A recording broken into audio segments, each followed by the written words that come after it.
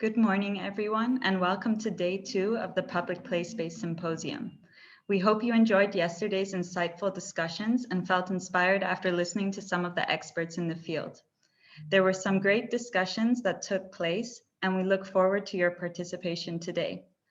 If you have any questions for our presenters, please use the Q&A tab located at the bottom of your screen so we can keep track of them. For those of you that have been asking or missed any of the sessions, we will be disseminating the proceedings of the symposium on our website and YouTube channel in the following months. We are happy to have you all with us for this exciting second day where we will be showcasing the selected works from our call for papers and projects. Before this, we will begin with a short introduction to the online platform where the selected project posters can be seen, followed by the 2 sessions of the paper presentations, and finally the closing remarks. So we would like to kick off this session by showing you the online platform for the selected projects. These posters will also be showcased in the symposium proceedings. So thank you to all our participants that took part in this call, and congratulations to the selected posters. I will now start sharing my screen so that you can see where they are. So as you can see on the symposium tab of the Public Play Space website, if you scroll down to the bottom of the page, we have just under the call for papers and posters, the selected projects. And here you can see the button visualize the selected projects. This will take you to the page where all the posters are can be seen, and they are divided into the 2 topics. So the first topic we have is gamification and serious games for the co-design of public space. And the second topic is interactive and community-based strategies for the co-design of public space. So as you can see, if you scroll from left to right, all the projects here can be seen. So these are the selected posters in the first topic.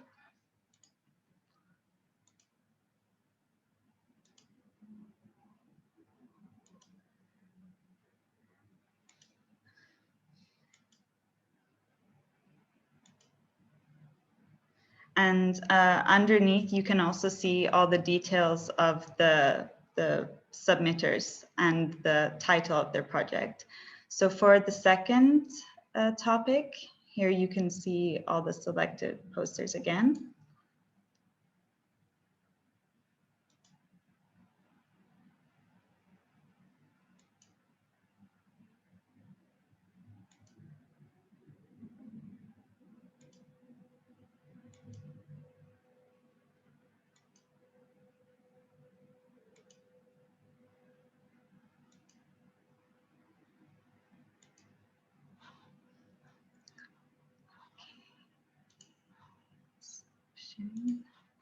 So as you can see, these posters will be up on the website for everyone to check out and have a closer look. And then we will also publish them in our proceedings. So thank you again to all the participants, and a huge congratulations to the selected poster winners. So now we would like to start preparing for the first session, which will be titled Gamification and Serious Games for the Co-Design of Public Spaces. So the idea is that each speaker will have 7 minutes to present their papers, and then we will open up for discussion and for questions. This first panel will be moderated by myself, Fiona Demur. I'm from the Institute of Advanced Architecture in Catalonia and a graduate of the Masters in Advanced Architecture 2 years program here. I'm currently working as part of the EU projects team, and I'm also working in 2 startups that are focusing on improving the lives and well-being of people through nature-based solutions, but also technologies in the cities and public spaces. My co-moderator for this session will be Celian Carmago Borges, a psychologist and faculty at Breda University of Applied Sciences. She is working with placemaking, shaping destinations, specifically in the context of Brazil, as she coordinates field trips with the students of Breda University of Applied Sciences to Brazil to partner with communities and organizations. So she will be joining us shortly. So to kick off the presentations, I would like to invite Jan-Philippe Drude to begin with his project, Disco as a Participatory Platform.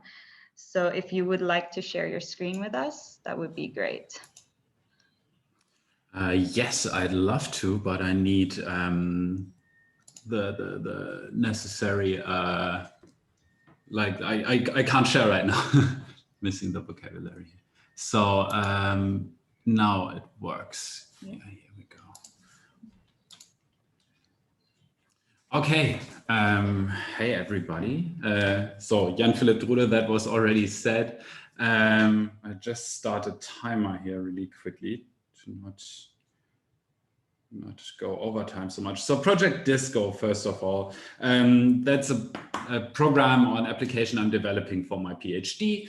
And it was originally created as a VR tool purely, but now with COVID hitting us so much in education, first-person shooter version, let's say, was developed where people can also create structures using the program from their desktop. And it's made for working with any kinds of modular system, which we can create in Grasshopper and Rhino. And this paper we wanted to do to test an application at a larger scale than we usually use this for, because so far this was mostly tested on either an installation or a small architectural scale. And yeah, we wanted to look at a different kind of scale and did this. Yeah, found the Symposium a great platform for doing so.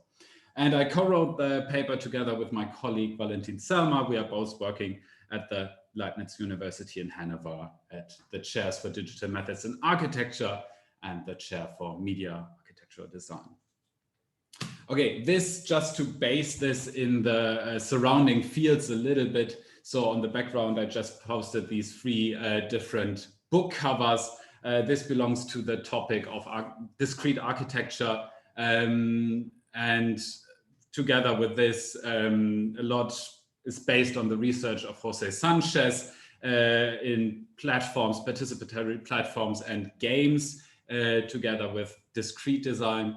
And also a lot of inspiration is taken from Neil Gershenfeld's work at the Center for Bits and Atoms, both in the work on digital materials and also, of course, like the inspiration the Fab Lab movement gives. Okay, so for this, this showcase scenario, which we tried out for the symposium, we created a system which would work both on a relatively small architectural scale as well as on a larger public space scale. So we created a relatively small system of these trapezoid beams and slabs that can combine together to form a whole different range of possible outcomes. But then to further incorporate more the larger scale, we also already created some small architectural pieces which could be distributed in space and be like the frame for further editings, or like the scaffolding or starting point, so that those could be sketched out then as more like architectural pieces.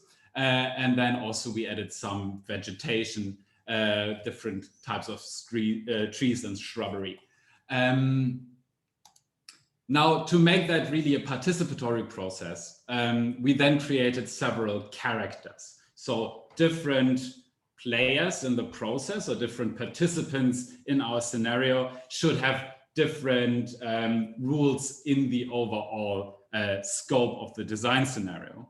And those roles, they could change during the process, but really we are focusing on 3 different types. Like the designer in chief here, we can leave aside, because that's basically someone who can do anything just to keep the whole thing together. But then we have the master planner, who doesn't work in one-to-one scale, but is scaled up to 500% and more has an overview of the overall site and is responsible for the placement of like the really important base structures and like how everything should be connected and like areas of vegetation, and also should be responsible for the communication of the participants. So just that this is discussed at all times and all the design steps are discussed in the group.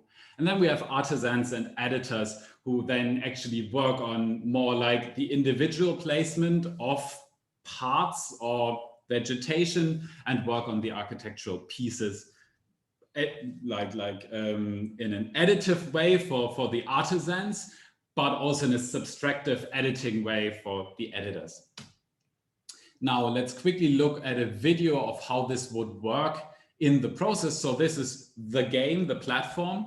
We can apply filters so that the building blocks behave differently. So here, for example, building this porous slab, let's say, we can then place individual parts to change directions in the aggregation. We can disable parts. Here we can already see how different players are seen by one another. Can of course delete. And then, use this main methodology of shooting to assemble these pieces in different scales. So this works both for vegetation and larger pieces, as well as on the smaller scale for then refining the architectural structures. And our example scenario was played out with just 4 people, I have to confess. We are simply testing the platform on this scale currently. It came out that we could definitely accommodate more people. I'd say right now, maybe up to 10 people in one scenario could work together. And also we could have a larger space than we chose here, where we chose like a vacant parking lot in Berlin, just to have some frame of reference. But then we worked on these placement of different architectural pieces, refined them, and had like this pavilion park in the end emerging from the whole process, which was discussed between the different participants made up of both architects and non-architects. And I just close this with a view of the different architectural pieces that emerged out of this project. Okay, I think I'm time-wise pretty on the mark, so I'll close this here. Thank you all for listening. Thank you very much for sharing this super interesting project with us. Next up, we have Michael da Silva Su with his paper on modern board games and modern urban play. So if you would like to share your screen with us. Hello, good morning. Thank you for the opportunity.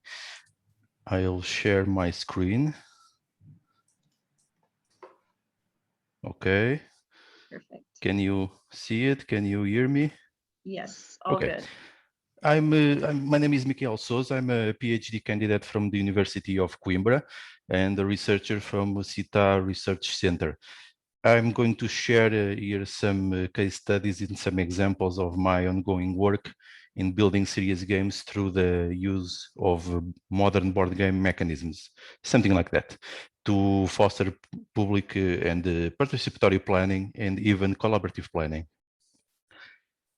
So, games are tools for planners. This is a question that we need to do every time we think in using games. We know that's a way to engage citizens in the participatory planning process and to avoid the long, boring and ineffective processes of planning. We know that games provide feedback to the participants, something very important, and bring new kinds of participants to the planning process, avoiding the usual suspects that are always there.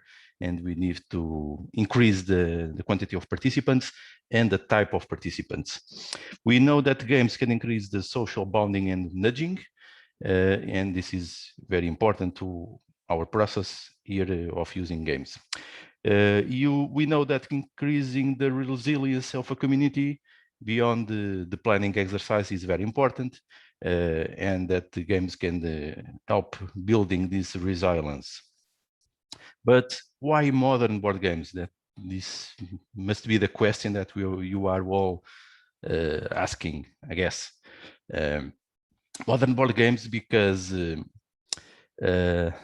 this, in the perspective of citizens and stakeholders, I divided this into two parts.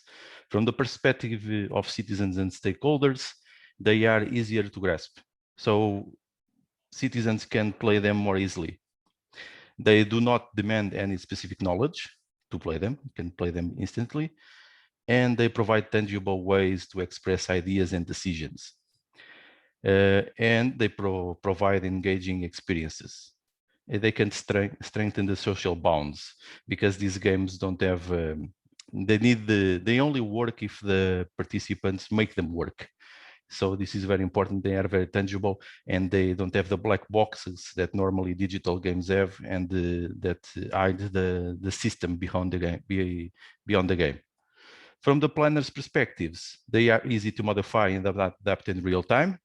Many times we need to adapt the game due to the quantity of participants and to the public in general. Some specificities that we can need to take into account. In some of them, we only understand when we are playing the game. They are cheap to implement, can do them easily, and they can be testing and learning experiences. Many times the most powerful outcome of the game, it's the learning to play the game and some parallel thoughts and some parallel experiences that happen during the game. They provide simple simulations through game mechanisms. So we need to use the game mechanisms to simulate whatever we want and to build interactive engagement between players. And they demand active engagement from the players, because if the players don't activate the game system, because it doesn't have any kind of automation, the system doesn't work. So they demand always some kind of collaboration to work. Okay, that's what I'm going to say, collaboration to work. And because they are physical, they provide tangible experiences, and they can use, profit from all types of communication. You can communicate with all our body, and we know that in physical games, people are less prone to do hate moves. There's some papers that compare digital games to analog games, and when the face-to-face to a person, you tend to collaborate and to be more empathic. So, but they provide feedback and data for us to collect and to analyze. But there's several approaches that we can do. We can use games directly, but they may not be adapted to our reality. So we need to adapt them. Can modify existing games. Many board games are city builders, and many games allow to plan the territory. But to adapt games, the planners need game design knowledge, which makes the process more difficult. But new board games provide us with the board game mechanics that we can combine as building blocks to create our own games. But of course, we need to know something about game design and to know these game mechanics. There can be thousands of them, so it can be complex. And the process, of course, increases when we try to build our own games. The playability can decrease because we are not game experts. But the adaptability to the goals can increase because we can adapt games to whatever we want. But the complexity always also increases because we are building a game. We need to test it, like the previous colleague that was talking about that they were testing the game for players. We need to test a lot to see if this works, because games are emergent systems and we cannot predict whatever the players will do in the game environment. Some case studies. I've created this game, for example, for direct use. The players are playing this game that is Telestrations. This is a game about communication, and they are building ideas with some restrictions of communication. Here in the other example, we've played this game. It's called Steam. It's a game about transportation, and I adapted the game to simulate the shortest path approaches. So participants are trying to make shortest paths between cities, and make the efficient moves of transporting cargo. And the other game here in the left, it's a game that I created that can be played with 2 stages over a map with post-its, simple post-its, and the other part, it's a simulation of a urban model where the cubes represent land uses, the strings represent transportations, and the little cubes represent social and environmental impacts. So they are trying to build a system, equitative system, to balance the problems and the opportunities they want to address. From these case studies, I've divided it into 3 steps. The series objectives are here. For example, the first case was learn about the city and replan it. The second case study was about learn about efficient transport systems. And the third case was to express ideas and collect feedback. These games can be adapted to play in public space. This is my claim. We can use the community of board gamers that are in every major city to test our games and to learn with them because they know game design. And this can be a way for participants to be in the same public space and to interact with each other. And we can build a planning community from this community because they can provide us the feedback from the game systems, but they can also help us to build our own games so we can play with other citizens. It's an image of playing modern board games in the public park here near my city of Leiria. So, conclusions. Games can engage citizens for a multiple purpose, can be just entertaining, or we can use them as a platform for our planning process. Modern board games provide us game elements, mechanisms to participatory and collaborative decision-making process. And having public spaces ready to play these games generates social interactions and allow us to strengthen the playable habits that then we can use to build our own game approaches because it has more public acceptability. And this is a way to test our own games in our process. It's very important to test them. And social gatherings to play modern board games can provide planners with examples of social experimentation and social game usages for planning. And this is what I was preparing here. This is my claim. Thank you. Okay, thank you very much, Mikhail. Now we will have Marco Ingrassia present his project, and then we will continue with the order. Thank you. Yeah, good morning, everyone. It's again a pleasure to see you all. Today I'm here presenting research based on projects developed at IAC since 2017. These are projects, of course, related to participatory urban design. Let me share my screen.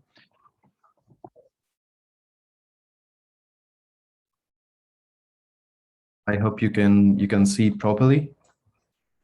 Yeah, fantastic. Okay, so as I was saying here today, I'm presenting a project based on the topic of game-based participatory urban design, and specifically on how to engage children in participatory design processes of, of the public space. This work is, of course, focusing on participatory design and looking at the topic of the citizen engagement. And starts from 3 assumptions that you can find here. On the one hand, the need that the capability of participatory design processes to foster inclusiveness and ensure data collection about the desire of the citizens, so the possibility to raise attention on neglected and underrepresented components of society and let critical needs and issues emerge. On the other hand, education. So participatory design practices can also educate citizens to positive values, such as inclusivity, diversity, but also sustainability, actuation. They can facilitate the actuation of urban transformation by giving to the citizens the role of agents in the process of transformation. Already in 2011, Sanoff, who is of course a reference in the topic of participatory design, pointed out two main challenges. On the one hand, the complexity of the topics. So how to make complex topics accessible and understandable to citizens who are not expert. On the other, the issues of engagement. Participatory design always faces the problem, as we know, of the having a group of users that are and citizens that can be representative. Specifically, also, we point out a limitation. We start from the pointing out a limitation that is related to one of these underrepresentative components of society, so children. The need of participatory design processes engaging children, it's extremely relevant.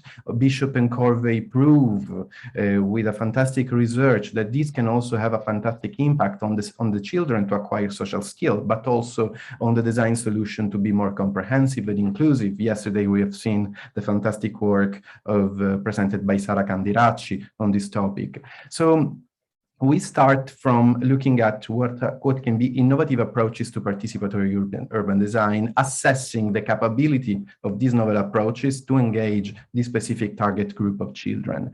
What are we talking about? On the one hand, digital interfaces. Arévalo and Negroponte proves the role of participatory design, but in the last years, we see the emergence of new tools that focuses exactly on this, but they have the limitation, again, engagement and the complexity, as proved by different scholars.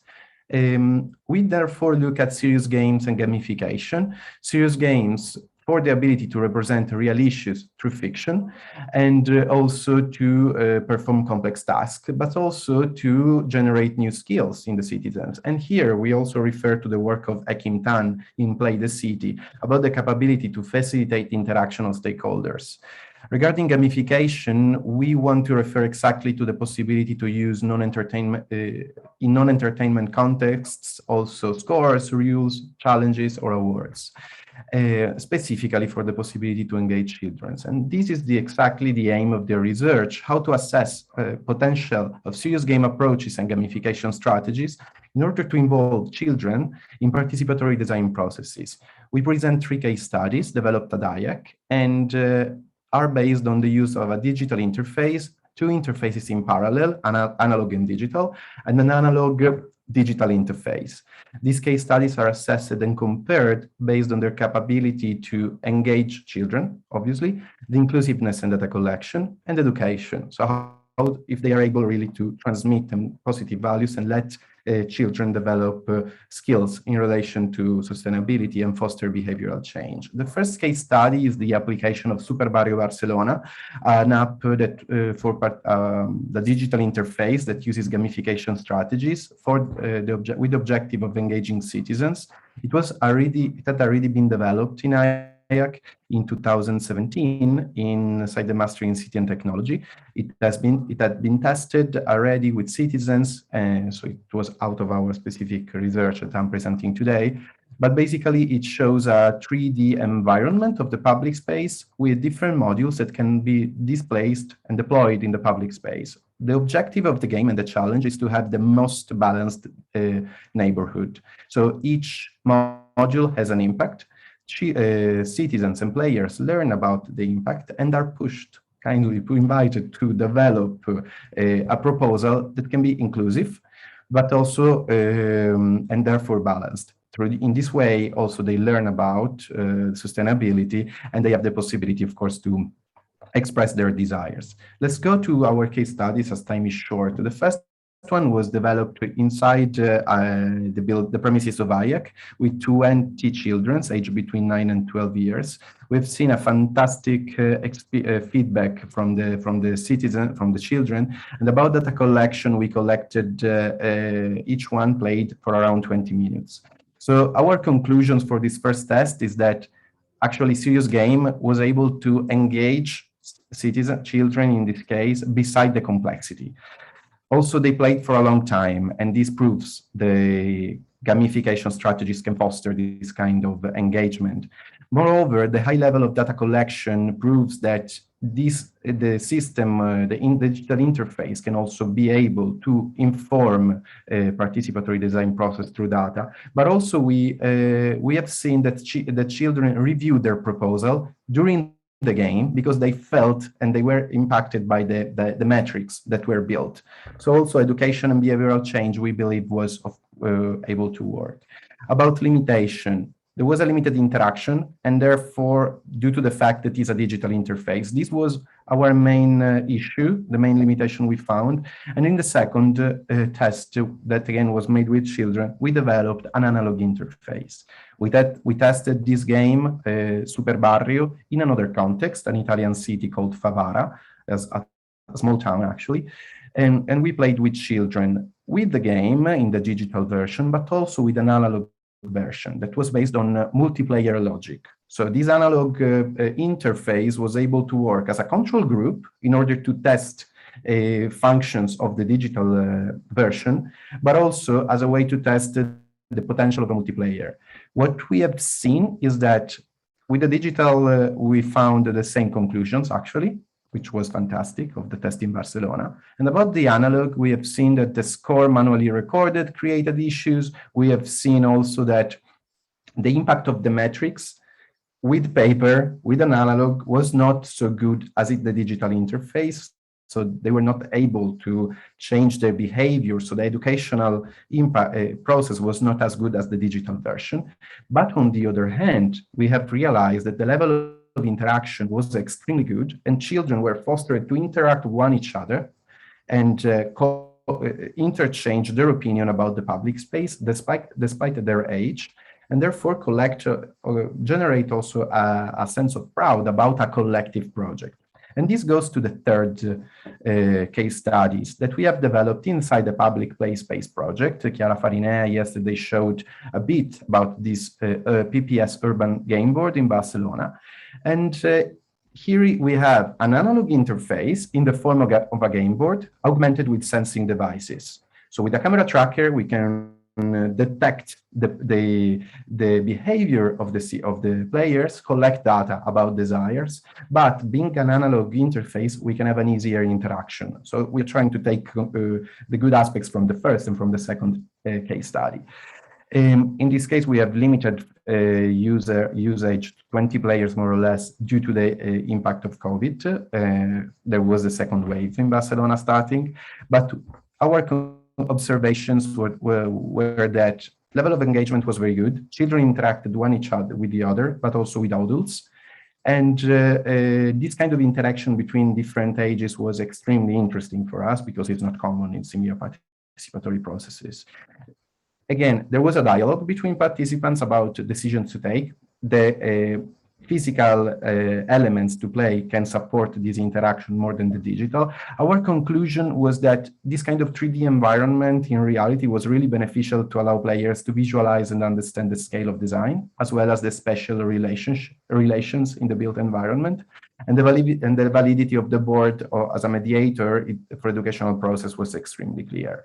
So multiplayer function is something that for future iteration of our projects will be fundamental. So these are the conclusions. We started from the idea of assessing the potential of serious games, approaches, and gamification to engage children in participatory design process of the public space. We assessed these according to engagement, inclusiveness, and data collection and education with very good results. We have also seen that with the introduction of an analog system, we proved the validity of digital interfaces as a responsive system capable of augmenting and facilitating the participatory design process. And eventually, as I was saying, we have realized that multiplayer functionality can really foster dialogue and confrontation between players. So this multiplayer, it's something that function, it's something that in future iteration of the project will be included. So I think I took some more minutes of what I had available, so I apologize for that. And I give the word back to my colleagues. Thank you very much, Marco. Just a reminder to all the attendees that if you have any questions, to use the Q&A section at the bottom of your Zoom panel. So next up, presenting CarbonCrunch, we have Kritika Kharbanda and Akriti Madhan. I'm really sorry if I pronounce your names wrong, please correct me, but you can take the floor. Thank you. I'll just share my screen. 1 second. I think you need to give me permission to share my screen. Okay, try now, see if it's possible. Let me see. Yeah, it is. Yeah. Thank you. Just a second. Yeah. All right. Can you see your PPT screen? Yes. Yeah. All right, great. Good. Just make it full screen. Yeah, there we go. Okay. Cool. So we can start now, maybe. So hi everyone, I'm Kharbanda, a Master in Design Studies student from Harvard GST and working as a sustainability engineer at Henning Larsen Architects in Denmark. Together with my colleague from Harvard GST, Madhan, I present our project CarbonCrunch, which was developed as part of a seminar instructed by Augello. This project has been developed in collaboration with Henning Larsen Architects. So moving on to the next slide, we are all familiar with the burning issue of climate change and global warming. The building industry contributes a massive 40% to the global CO2 emissions. Out of this number, 60% was originally contributed by the energy used in building operations and 40% by the energy used for material production and usage through its lifetime. Unlike operational carbon, which can be significantly reduced with advancements in building technology, embodied carbon will remain static once a building is built. It is truly critical that we address embodied carbon now if we are to eliminate fossil fuel emissions by 2050. So most people do acknowledge the basic tenets of anthropogenic climate change. Sorry for the interruption. I don't know if you hear properly, but maybe, I don't know if your microphone, I don't hear very well. I don't know if it's only mine. Sorry for that. I agree. No? It's not the most clear, Kritika. Maybe you can slow down and it should be fine. It arrives very low. Probably it's a matter of the microphone. Sorry for the interruption. No worries. Maybe I should just speak up louder. Is it better now? Yeah, somehow better. Okay. So most people do acknowledge the basic tenets of anthropogenic climate change, but do not raise strong concerns about the issue, which can be attributed to the feeling that personal efforts are futile. Therefore, collective stimuli is the key. Through gamification, studies show that learning capabilities are improved significantly. And now we present to you CarbonCrunch, an interactive game to interpret and analyze the carbon footprint of our building material choices. The primary users of this game shall be students and young professionals between 18 to 29 years based on smartphone usage in public areas. Younger visitors from age 7 to 14 to a public space. Secondly, architecture, design, construction professionals, climate change activists, policymakers, governmental organizations, and municipality form the secondary user group. Private museums and state-owned public spaces are targeted to be the primary buyers, along with primary developments that have maximal footfall, like malls, community centers, etc. Right. So for demonstration, we've chosen Muscard Museum, which was designed by Henning Larsen Architects with Christine Jensen Landscape. The 16,000 square meter Muscard Museum building, it opened up in 2014. It's located in Skard, a southern district of ours, Denmark.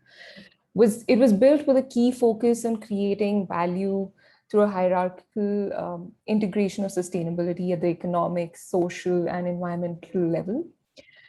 Therefore, this project was the perfect prototype for CarbonCrunch.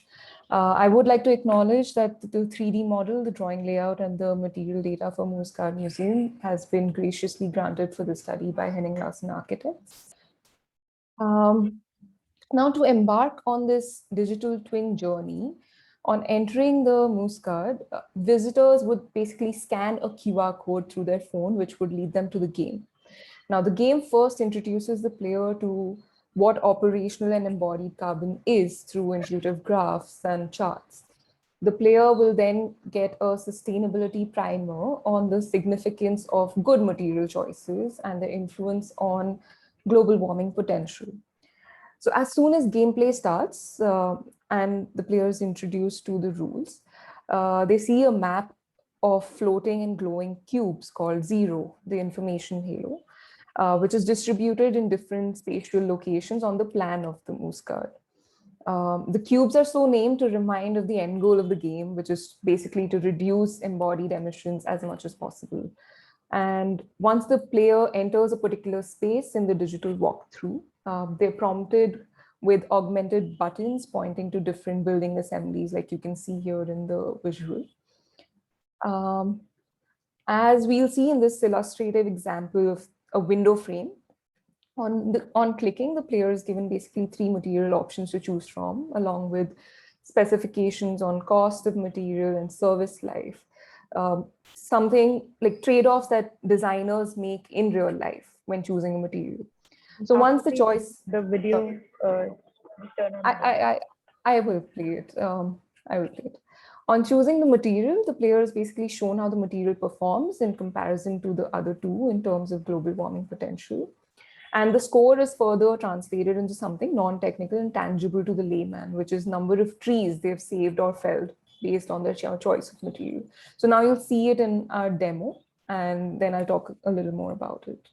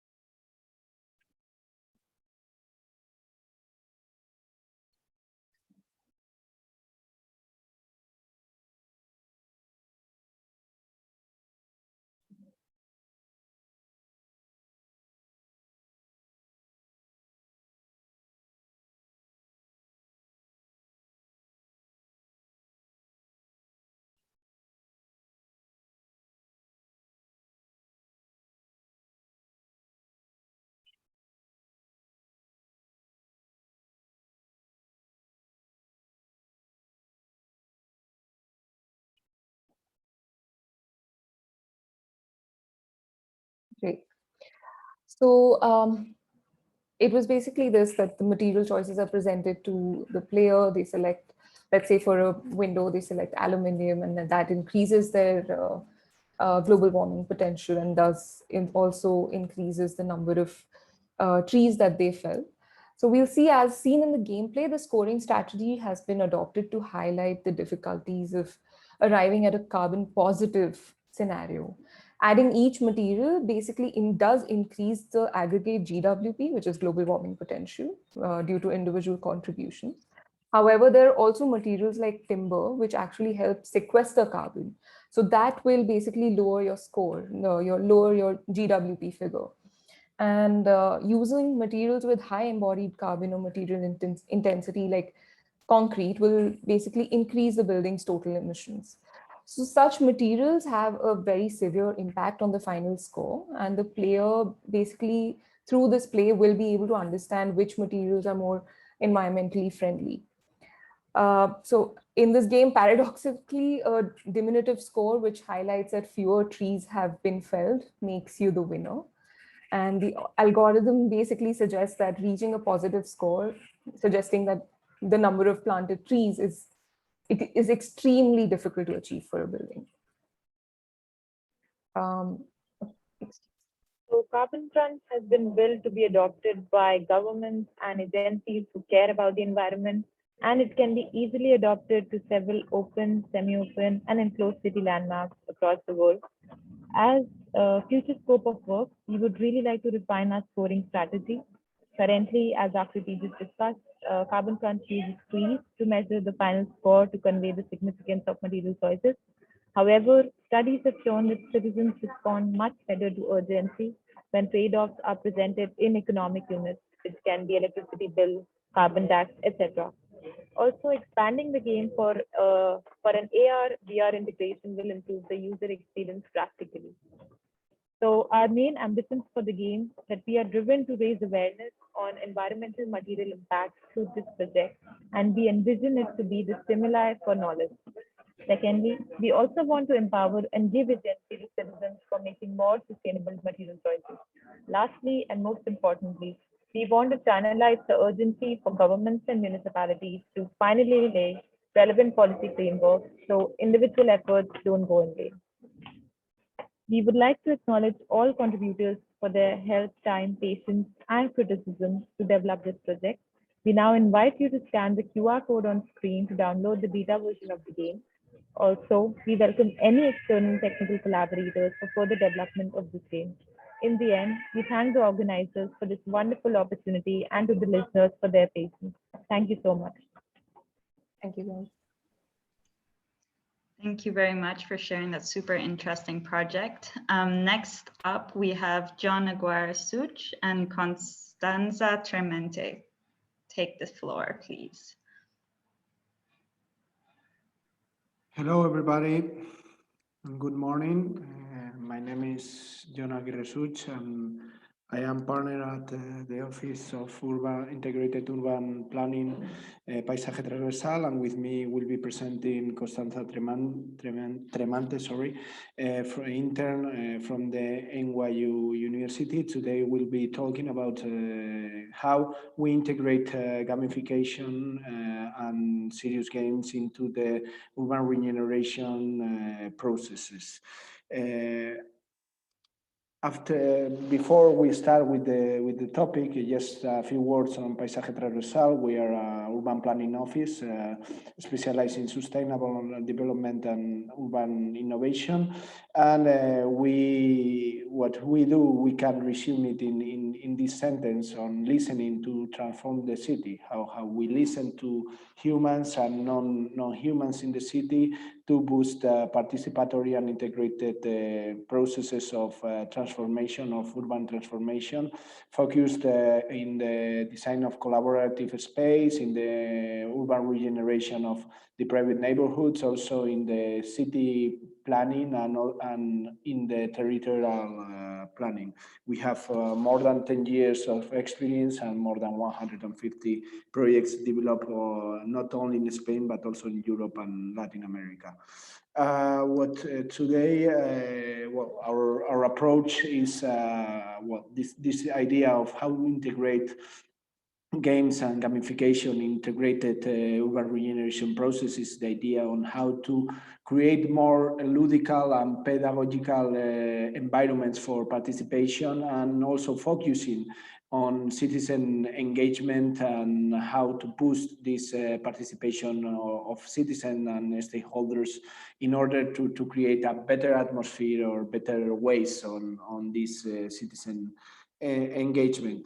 I have to admit that the examples that we are going to present are some more handcrafted, that they are less technological, but not for that less interesting than the ones that have been presented. We are in previous speakers. We are going to present two case studies. The first one will be related to the regeneration, to the bottom-up process of regeneration in a neighborhood called Virgen de Begoña in the north part of Madrid. It's a open block neighborhood built in the early 60s, between the early 60s and the 70s, with 2,000 inhabitants. And in 2011, we started a process with the neighborhood association and the neighborhood stakeholders in an advocacy planning way. And we start to design a whole bottom-up regeneration process and planning. And in that project, we integrated the following games.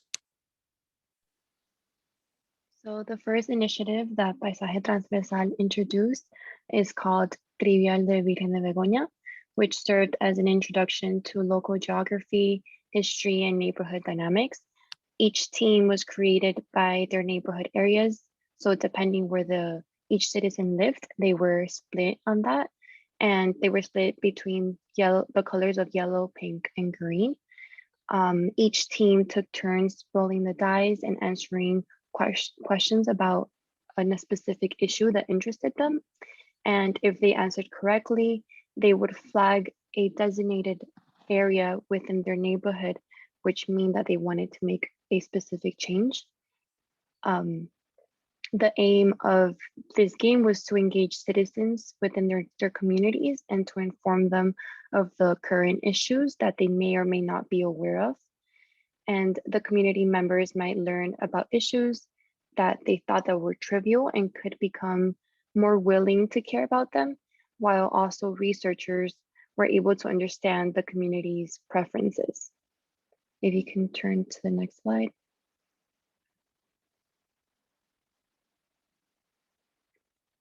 So the second game is called Conquering Public Space for the same neighborhood of Virgen de Begoña.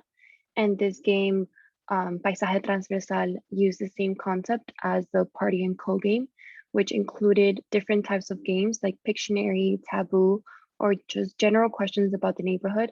And once again, the teams were split depending on where the citizens lived, and they would roll the dice, and whoever got the highest number, they would begin playing. And since there were various games for them to play, there were two types of prizes on how many games they won. So for the team that won 3 consecutive games, they were able to create an open space area within that neighborhood.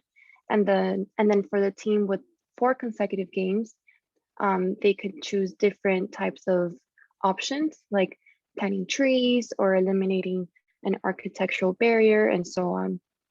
So the objectives of both these games, it consisted mostly just generating awareness for the need to establish strategies and actions for the improvement of the environment and their community.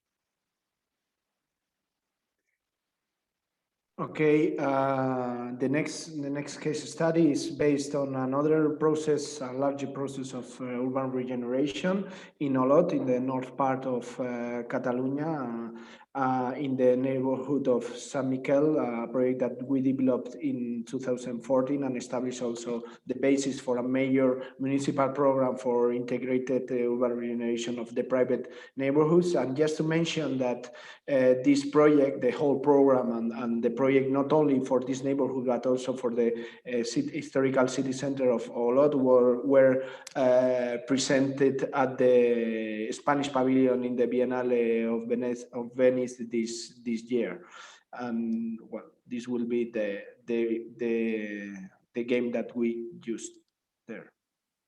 So the game is called Game of the Neighborhood, and it was the primary goal was to raise awareness for their project of their neighborhood.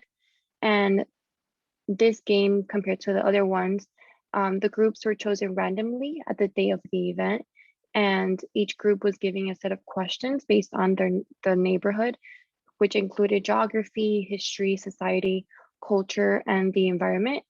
And for each correct response, the team was able to build an area within that neighborhood, so a residential area or an open space.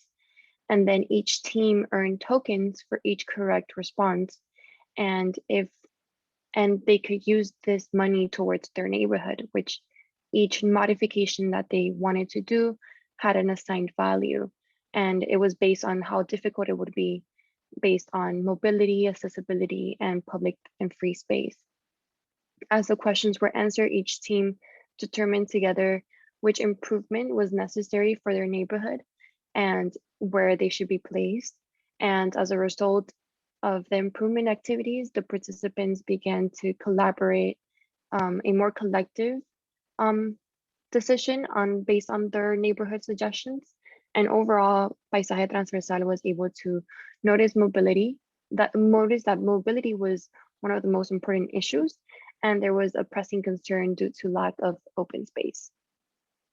Yeah, just to mention that if you go to the Spanish Pavilion in the Biennale, you will find the pieces of this game. Next slide, yeah. So overall results, as we can see, Paisaje Transversal has been able to use gamification to encourage citizens to engage and participate within their respective communities. And this has allowed us to handle our community's urban changes from a more participative and integrative viewpoint based on collective diagnostics and community feedback through the games. Paisaje Transversal was able to present a strategy to make Virgen de Begoña and City of Olot more accessible to everyone. And we hope that we show the results through the gamification approach that can transform the more physical environmental and social reality of the neighborhood. And at the same time, we also hope to incentivize citizens to understand that they can be protagonists within their own neighborhood and their projects.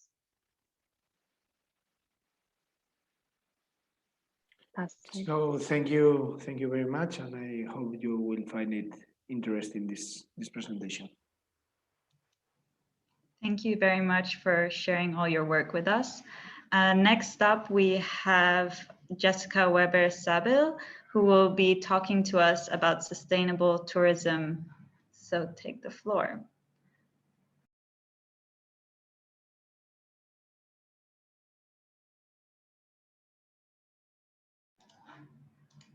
We can't hear you.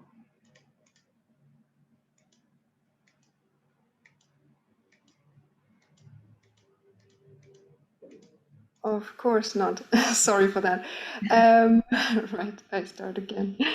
Right, I'm Jessica Weber-Sabil. I'm a senior researcher at Breda University of Applied Sciences, and I'm presenting that paper with my colleague Lidia Lalicic, who is working at Modul University in Vienna. So it's actually a connection to the presentation I did yesterday about a research project we were both involved in, which is called Sustainable Tourism Hospitality. So we use gaming, or a serious game, for tourism planning, and involve citizens as well as tourists and stakeholders to develop sustainable strategies for their cities. So the problem of tourism planning, and it's also connected a little bit to like urban planning, because a lot of facilities which are in the city are also used from tourists and visitors in the city, is that there's actually an increasing challenge in tourism growth. Of course, not currently because of COVID, but we have seen that before COVID. And of course, the question is, how can we safely restart tourism and enable space to be used by tourists and residents equally in a safe manner? There's also a changing paradigm because there's a lot of technology coming into tourism, which will be used by different stakeholders. And this is also changing the environment in general. There's a lack in general of participative practices, such as serious games, such as design thinking methods, because gaming, gamification, serious games is all really, really new to the tourism context.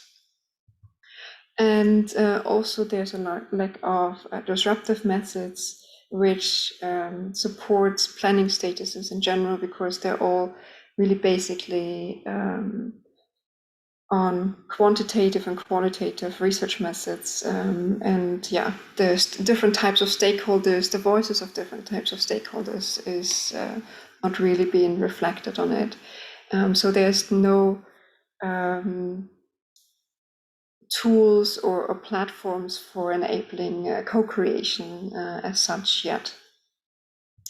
And also there's a limited focus on process of governments in urban tourism planning. So incorporating different types of stakeholders, citizens, citizen participation, as previous speakers have already said in different contexts, is also a really new and really much to the forefront now, because tourism industry needs to reconsider and tend to look into different types of methodologies. So in tourism planning, there are lots of people and stakeholders involved, as I already said. So it comprises of different individuals, different organizations, on different layers. So it's on the national layer, it's on the local layer, but also on the international layer. So there are lots of destination management organization, which is of course the first contact part in a destination in a city when it comes to tourism planning, followed by city planning, but also academics, publics, authorities, and NGOs are in there as well. So they're all involved, they all have a stake, but it's really, really difficult to find a voice, a tool, a platform to elaborate on exchanging between the stakeholders. So they have different beliefs, a different value system, and it's yeah, they can go in different directions, of course, which might be good or bad for a city. Of course, they all tend to do good things, but sometimes policies and interventions are also going in a negative direction because they have unexpected outcomes.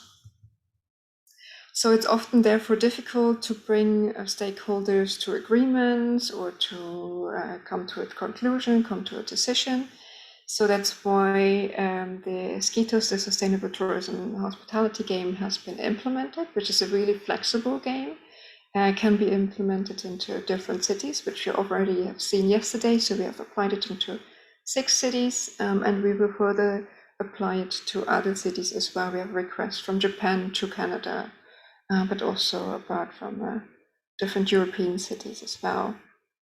So there are different current policies, which are often linked to seemingly unrelated policies and decisions, which are pushed by different stakeholders. So it's a really complexity in this sense, and that's where it's really crucial to define an understanding and getting an understanding of who is involved in the tourism decision-making processes, and what types of policies can they actually influence and define.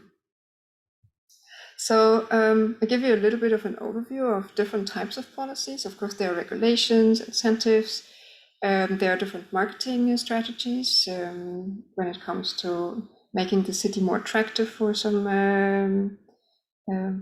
visitors, but also marketing, for instance, walking in the city, which applies more to the residents. But they are overlapping between residents and visitors, of course. Because if you make the inner city center a car-free center, that applies to residents and visitors equally.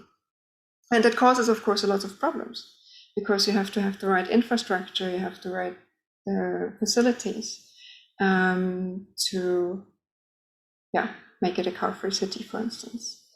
There are, of course, monetary investments, building hotels, building infrastructure, building museums, but also technology to regulate, for instance, visitor flows, knowing where people are going around in the city. Which is particularly, of course, important when it comes to COVID and defining and secure places. So these different types of policies can be implemented by the stakeholders, and other stakeholders have to agree. And that's what we try to incorporate into the game. So we had, based on the SKITOS framework, so the people, planet, profit on the one hand side, the triple bottom line, and we extended it to livability, visitability, and smart citizenship. So livability, meaning of how attractive is actually a city to live there. So can people afford it? Is there enough leisure activities? Is there enough transportation in the city that is actually really enjoyable to live there? Then visitability is the attractiveness of going to a place. The reach of a place, but also the attractiveness of museums, the variety and the quality of museums, leisure activities, and so forth. And we added on another layer, which is called smart citizenship. It has less to do with technology, but it is actually the involvement of stakeholders or citizens into tourism decision-making processes. So are there policies, are there platforms that citizens can actually vote and influence decisions which have been made in the city? And as I said yesterday already, like this is a model which works a little bit. We used the metaphor of a waterbed. So if one value goes too up high, for instance, the economic wealth, because people are concerned about money, then other values will probably suffer, for instance, equitability, or natural viability. For instance, if we look into like Airbnb, and a certain type of people, they're renting out their houses and they're profiting from this. Equitability, so people living next to these Airbnb flats will probably suffer because it's noisy, it's really expensive. So this is kind of like the model we were starting from. And then we incorporated this into our game, and this is a screenshot from the dashboard. So you see the value model on the left side, and on the right side is actually, there are personas behind it. So the visitability, people coming into the city, different types of personas, for instance, cultural tourists, business tourists, and they have a certain type of satisfaction level. And of course, this is all a little bit abstract, and we were, to come to these numbers, we were doing some intake interviews with different stakeholders in the city to get a little bit of a feel of, okay, how satisfied are you actually with your city? And how satisfied do you think cultural tourists will be with your city because of the facilities you're offering? And the same we did for residents. So the livability in the city I was talking about beforehand, measured on the satisfaction level for mobility, attractions, and what they actually get out of tourism. So how do they benefit from tourism? And yeah, so the players in the game, they were gathering around a board game, which represented the city. And in this case, this is Amsterdam. And you see that there's a lot of going on in the city center with a lot of facilities, a lot of like hotels and leisure facilities, transportation in yellow. And we had 5 different groups. So the hotel and management group, the destination management organization, a leisure facility group, an NGO, and a transportation group. And they could implement policies, which I have described before. For instance, make the city a car-free city, or put some regulations on Airbnb, which actually has been also implemented by Amsterdam lately. And so they could influence the city, and then they were influencing equally the dashboard, and they could see what the outcome on the dashboard is. So from game round to game round, players could see that the KPIs were changing in the direction they were hopefully planning for, but sometimes not, because it's a really complex system. So not everything can be predicted. So I would like to give you a short intro into what happened in the case study of Valencia. So we were playing, one of the cities we were playing in Valencia, really large city, attracts a lot of visitors. It's really rich on cultural heritage. And there's a significant pressure on visitors because it's so attractive that that will rise. And the question was, we don't want to make the same mistakes as Amsterdam. So please use this game and help us to find the right policies, the right strategies, the right scenarios to play those things through to prevent us from doing the same mistakes. And what came out of the game session was that they were really much focused on equality, and that they had a high focus on having an equally distributed value share to economic growth, but also social impact. So people should profit from tourism coming into the city, but it should also decrease the social impact, like noise, littering, traffic jams, and so forth. So the residents in the city should not suffer from tourism. So they were really much focused on the livability in the city, which goes over the visitability. So residents were more important than tourists for them. Equally also security, discounts, so they did a lot for their residents as opposed to think about people visiting the city, which brings Valencia to a really high quality city for living. A little bit different, but also a little bit of the same focus was Amsterdam. Also really high focus on the quality of life, because Amsterdam citizens have been suffering a lot from over-tourism until 2019, with a lot of noise, with a lot of littering, violence, because of the red light districts, a lot of party tourists coming into the city. So there was a social, really much, yeah, 1 minute, really much negative impact on Amsterdam. So they wanted to decrease the negative impact and highlight and increase the quality of experiences and visitability equally.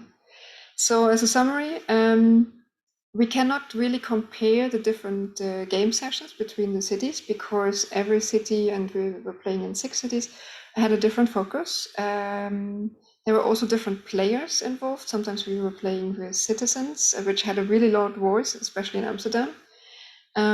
So there were really much differences in the cities, also in the playing style. Some were less engaged than others. But what we could conclude is that the simulation game was hardly introduced as a new tool, and that they were really open to pick this up and use it for tourism planning interventions in the future, because they found the added value in collaboration and social learning, collaborative learning as an added benefit for this. Thank you very much. Thank you very much, Jessica. Finally, closing the session, we will have Marco Picone and Manuel Gentile. Please take the floor. Morning. Okay. Hello, good morning. Good morning. I will share the screen now.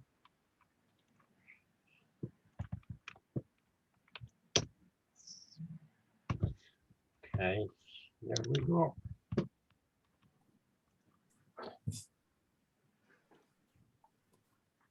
Okay. So thanks everybody for having us here today. We would like to introduce ourselves. Agnese Augello will not be presenting today, but is here as in the public, which is listening to our presentation. She is an expert in artificial intelligence and robotics, while Manuel Gentile studies serious games and technology-enhanced learning. I myself am a geographer with a background in social sciences and urban studies. Both Agnese and Manuel are from the CNR Palermo, Centro Nazionale di Ricerche Palermo. I'm from the University of Palermo. Today, Manuel and I are going to present the early stages of development of a serious game, or rather, we should call it a gamified activity. For now, we are calling it Urban Craft, but the name is just tentative. We draw on the experience of our 6 years long project that was held in Palermo with over 3,000 school children whose age was from 9 to 12. The project is called La Scuola Adotta e Progetta il Quartiere, which might be translated in English to the school adopts and designs the neighborhood, and is based on the participation-driven co-design of public spaces surrounding the schools that were involved in the project.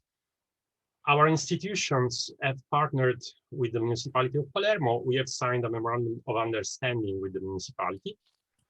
And among the several qualitative techniques that we have used for the project, mental maps, as Kevin Lynch described and used them in his popular book, The Image of the City, have proved to be of particular relevance, so much so that we took them as the starting point of our reflections on the creation of a gamified activity based on mental maps. So we began with the analysis of Lynch's 5 elements. We started from paths, nodes, then edges, districts, which we would rather call neighborhoods actually, and landmarks. And we used them to inspire a playful approach to urban planning, as most participatory methods would suggest. So we started considering the role of serious games in this playful approach. And we leverage on the previous experience that Agnese and Manuel had collected in this field. Now, we realized that it's not easy to provide a proper classification for serious games and how they can work for participation and urban planning. But we have tried to recognize two main types of serious games that can help participatory urban design processes. The first type aims at fostering the comprehension of public systems dynamics like cities.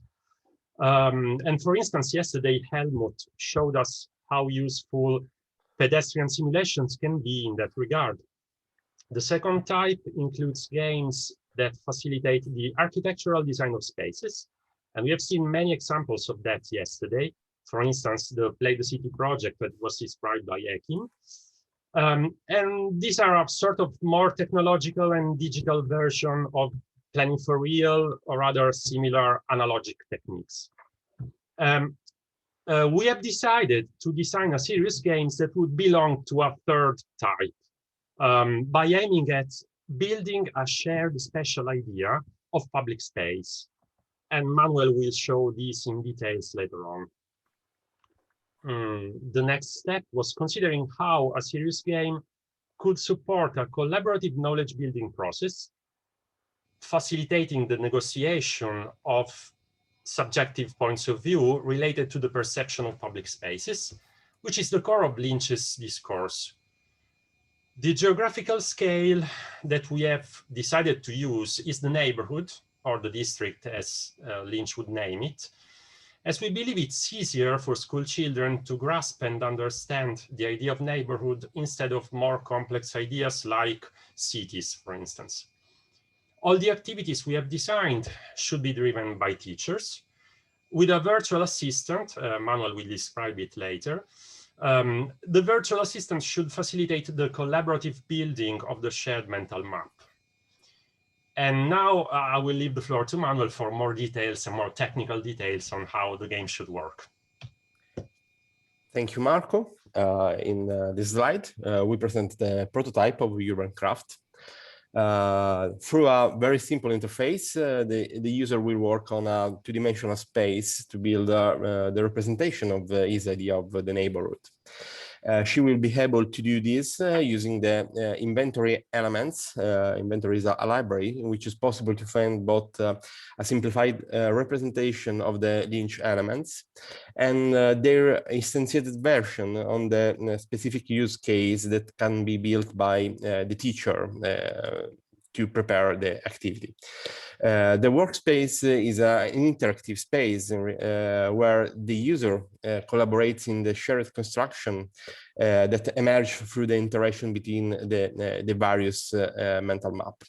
The construction of this shared idea is supported by what we call the virtual assistant. Marco, if you can go to the next slide.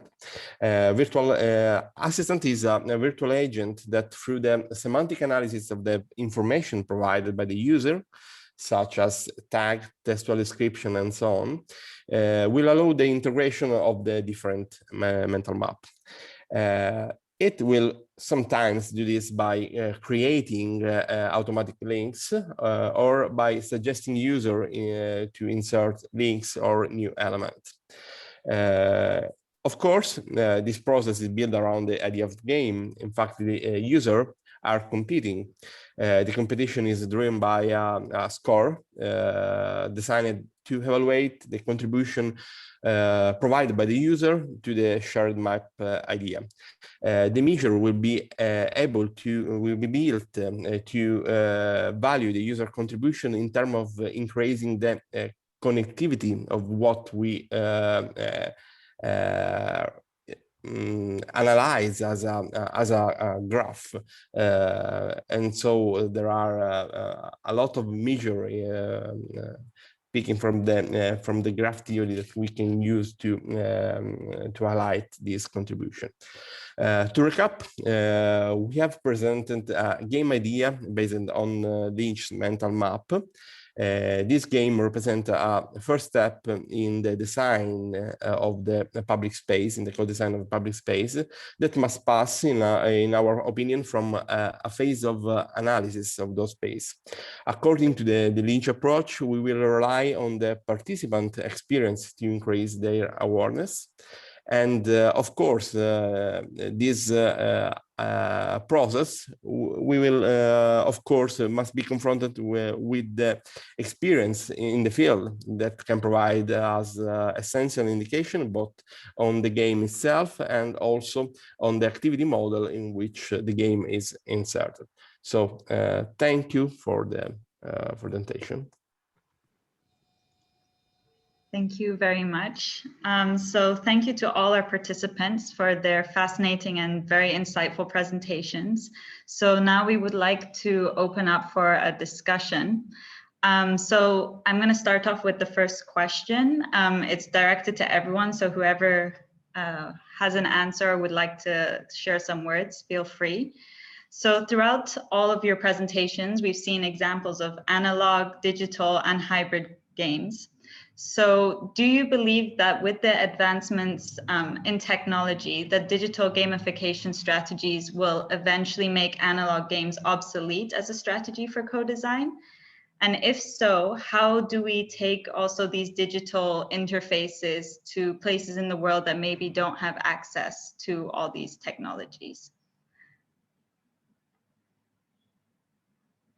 So anyone who would like to take the floor, feel free. Yes, I would like to speak about this if possible. Go for it. Okay. I use mainly analog games, not because I hate digital games, not that. Each platform has its own potentials, but because I come from the analog community of hobby games, we know that this is a post-digital movement. Most of the players of analog games in the entertainment industry are experts in technology. So they dominate the technology, but they want kind of a post-digital movement where we like to be socially together. The main motivation to play analog games is to interact physically with other people, something that digital games cannot do. And in my experience with the collaborative games and serious games, the tangibility, the possibility to use the game components and being together, it's much easier to establish a collaborative process. Because just giving a cube, a piece to a person, it's like a collaborative activity. And the empathy, it increases. And if we use the analog game mechanisms in new designs, we can build almost anything we want. And if we combine it with technology in every games, you can do any kind of simulation. And I don't say anymore. Thank you. Maybe an answering to that. I believe there's a lot of truth in that, in coming together and the additional social value that gives to a process. On the other hand, I think that it'll only ever reach a certain crowd, the type of people who wants to get together and play games together or engage in social processes and in participative platforms in their surroundings and in their communities. And I think digital platforms just have the possibility to also speak to a different crowd, the crowd who likes to play games, if we actually build the platform so that they are actually the target audience. And so I don't think one has more value than the other. I just think we need to think about our target audiences and whoever we might involve in processes. And I think those different crowds can also give us very different insights on the types of results we want to get out of these processes and the types of data we want to gather from that and how we can build with that.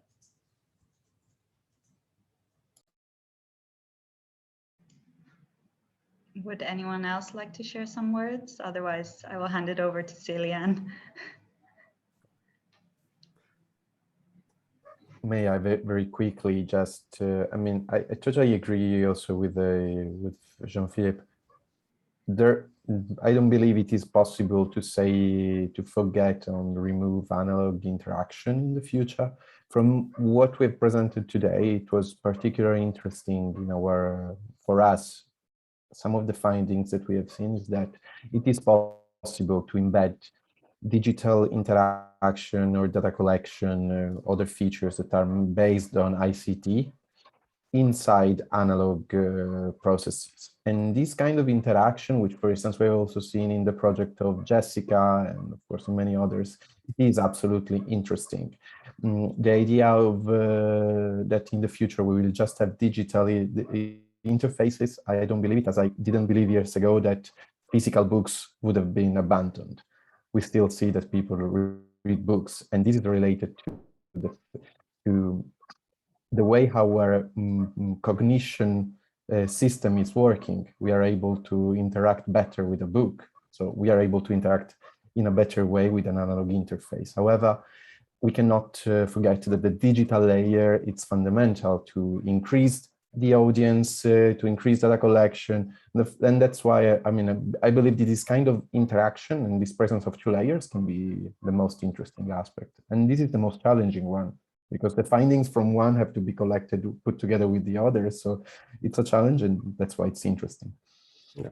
If I can add something, there is another element that the digital approach gives us. And it's the possibility to create a concrete representation also of abstract idea, as in our case, and give a formal presentation also to something that could be very immaterial, is a way to also to improve discussion and analysis of a problem also in the public space design. So digital technology allow this process in a very efficient way. So this is another element that I want to highlight.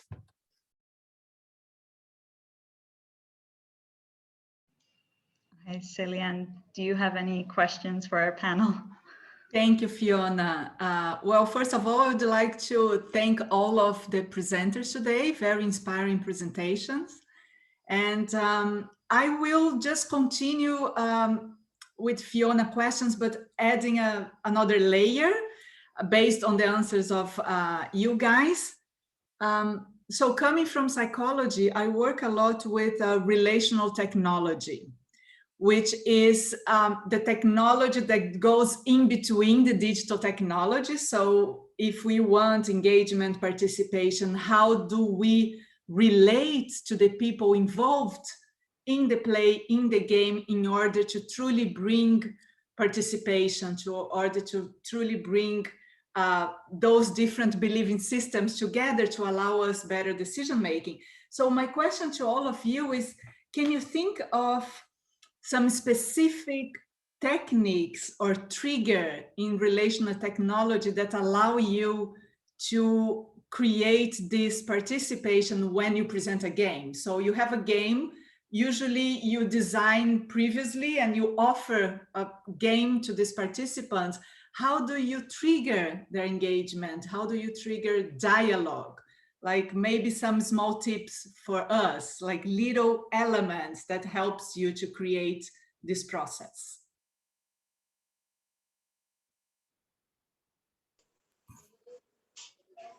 Can I go? Can I start? Yeah. Okay.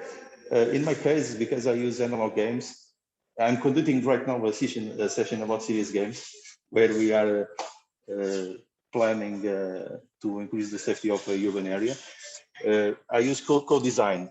So I define the game, but I try to do it several stages where the participants introduce their problems. I work with them and I define and build the game with them. I have some game system, but I adapt it. And during gameplay, I also change the game. This is why I use analog game.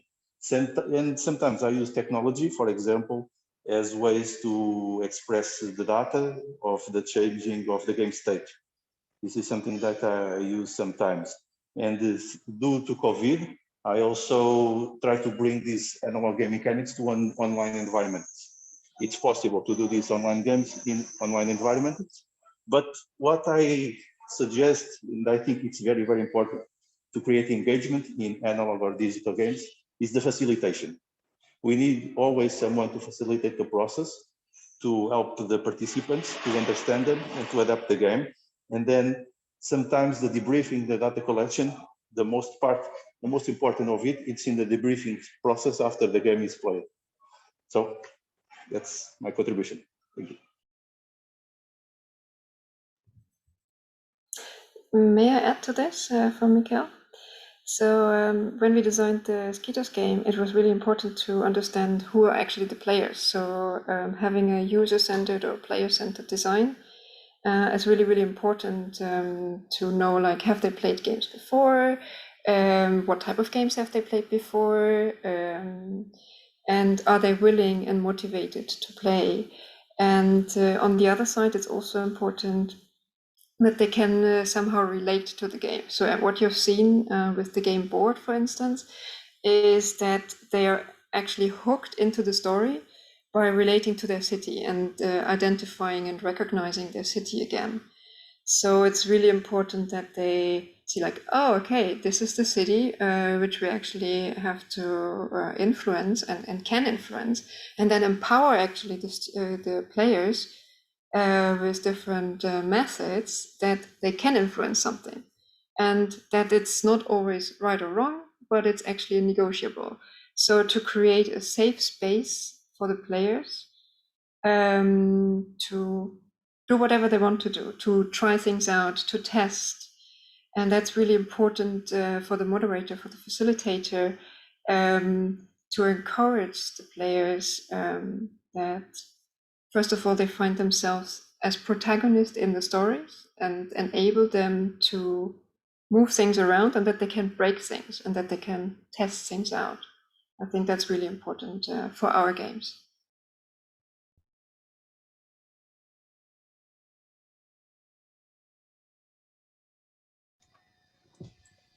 If I may add something to the discussion, in our case, we believe that having both a human facilitator like the teacher in the classroom and a digital facilitator like the virtual assistant that we have designed can be helpful, because they work on two different levels. So they are both useful and needed. And we believe that we cannot exclude human actors from these processes. Otherwise, they do not create a true participation. So that's all. I think, though, there might be an added layer. Like, if it's actually a platform where there's scenarios in there that perform different rounds of a game or different places where the game is played, like digital twins of real places or even imaginary places. Like, if there's a chance of gaining players who replay and replay and replay, I think the necessity for the human facilitator fades away. Because if people engage in a platform with other players and get better at the game by replaying, I think they figure out much more by themselves than the human facilitator could have given to them. And also, they don't get the biases that a human facilitator might give them when just introducing a game in half an hour or something. Yeah, may I jump on this? I mean, I also, what Jean says is totally, absolutely interesting, the biases, no? But I also believe that anytime we build a user interface, even in a digital game, we can have biases also there. So it's always difficult to say that we have something neutral. And probably we have to deal with that in any participatory process. So it's true that a digital interface, my opinion is that it's true that a digital interface can also be designed in a way that facilitation is less needed. But on the other hand, I also believe that we should, when dealing at least with the topic of the public space, dealing with the reality of the public space becomes fundamental. So I'm pretty much interested into hybrid models in which maybe it's better to have a first development of an interface of a game, which can be analog and digital, or probably better than only digital, at least imagine this physical encounter somehow. Using also new technologies, I mean, artificial intelligence can indeed help us to understand the behavior of the users and learn out of that. But then also imagine how this platform, this system, can be spread all over the city, or even more than the city, in a bigger area, in order to reach a big audience. And even there, we can collecting data. We have a second iteration, a third iteration, and a fourth one. So I'm an architect, and we used to say that projects are never done. The more time you have, the more time you work on them. With urban design, even more, because we are speaking about even more collective projects. And yeah, probably just to answer to the question of Celiane, from my point of view, the most important thing is to know that a project is never finished, and to use all the tools you have available to keep working on that. And I loved your answer about biases, Marco, because I like to take advantage of biases and really make those biases explicit in order to be able to have a dialogue on intentions and possibilities for creating a place. So yeah, so especially in urban spaces, this is quite powerful. Yeah, that's true. You can maybe discover biases also of the user, of your own biases, but also the citizens can discover their own. That's also fundamental, true. Yeah, thanks. Okay, maybe I change the direction slightly, and this might be a question for you, Akriti. So your game or your interface was also very much about teaching people and giving them like an awareness and an understanding of the impact of certain decisions, right, in terms of material use. So do you think that by creating games like this, firstly, it increases awareness, but do you think that we can also create then a desire for people then to make changes in the way they design? And how do you think games like this would have an impact in like future, yeah, like say for example, like children who look at this game and understand, how do you think that will impact them later on? Right. I think I feel like the latter part of your question is almost like a self-fulfilling prophecy, that it will happen regardless. Because personally, I've been influenced from my childhood experiences when I've seen, so I used to live in Delhi in India, and I've seen this 65-meter high garbage dump, and you know, it was an eyesore, and it was obviously unhygienic. And I saw that, and I just kept wondering about it, like what's happening and who's taking care of it. And I think that's led me to be an environment, like experiences like those have led me to be an environment conscious architect. You know, when we would, even in school, when we were taught about just the smaller steps, like, okay, just switch off your tube lights, just switch off your power when you're not using it, etc. So I feel like for me, I didn't have exposure to gameplay that raised awareness, but I did have exposure to these smaller you know, advice from people, and that was enough for me to take this forward. So I definitely think that awareness generating gameplay at a very early age would definitely have repercussions when children grow up And right now, we're talking about climate change everywhere, in every field. So I'm pretty sure we'll have a lot of climate warriors. Coming to the first part of your question, which is, can this be used to design better? I think so. I think particularly with CarbonCrunch, I feel like public spaces are definitely used a lot by designers, right? And especially urban designers and architects. So there is definitely scope where this could be used, perhaps as an early stage. I mean, after it's been integrated into public spaces, and it can also become perhaps an early stage design tool where you're just integrating your 3D model of a building into the game, and then there are a few options of materials with product declarations for different material choices, and you make those material choices and you fit it into your project. You see how the project will look, and you satisfy that